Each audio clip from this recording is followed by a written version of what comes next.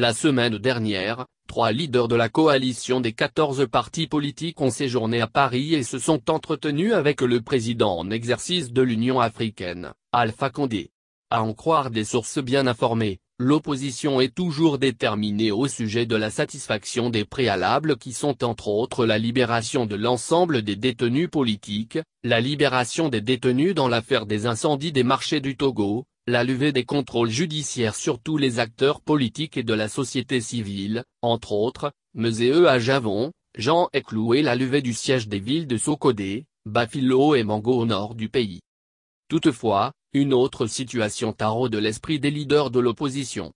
En effet, la communauté internationale demanderait à l'opposition de faire partie d'un gouvernement de transition pour préparer les élections locales et les législatives prévues pour 2018. Mais les leaders de l'opposition exigent toujours le départ du chef de l'État togolais avant la fin de son mandat actuel, c'est-à-dire 2020. Dans l'autre camp, on voudrait que Faure Gnassingbé puisse se présenter en 2020 et 2025 en cas de victoire en 2020. Un choix et les risques. De toute évidence, un choix s'impose à l'opposition.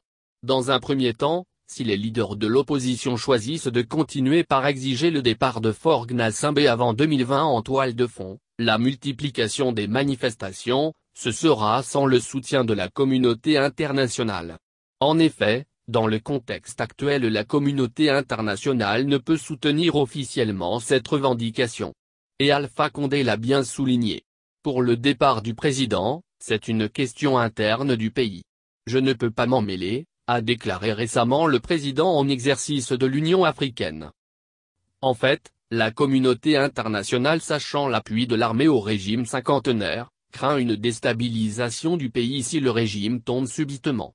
De ce fait, il faut préparer en douleur ce régime à laisser les rênes du pays. Mais connaissant les manœuvres dilatoires de l'exécutif togolais, l'opposition redoute de se faire rouler dans la farine une nouvelle fois. En outre, il serait difficile pour l'opposition d'expliquer ce revirement à leurs partisans. Selon Nathaniel Olympio, président par intérim du Parti des Togolais, il sera très difficile aujourd'hui de revenir dire au peuple togolais que le chef de l'État ne pourra pas partir. Ce ne serait pas acceptable, a-t-il prévenu. Un parti politique comme l'Union des forces du changement, UFC, même s'il ne veut pas le concéder, a déjà fait les frais d'une union avec le pouvoir sans le consentement de sa base électorale. Entrer donc, dans un gouvernement de transition sans un accord écrit de Faure Gnassingbé de ne plus se présenter en 2020, se présente comme un couteau à double tranchant. Mais quel qu'en soit le cas, les leaders de l'opposition doivent faire un choix. Un choix qui doit faire abstraction des calculs politiques au risque de noyer encore une fois le mouvement populaire. En attendant, les manifestations continuent.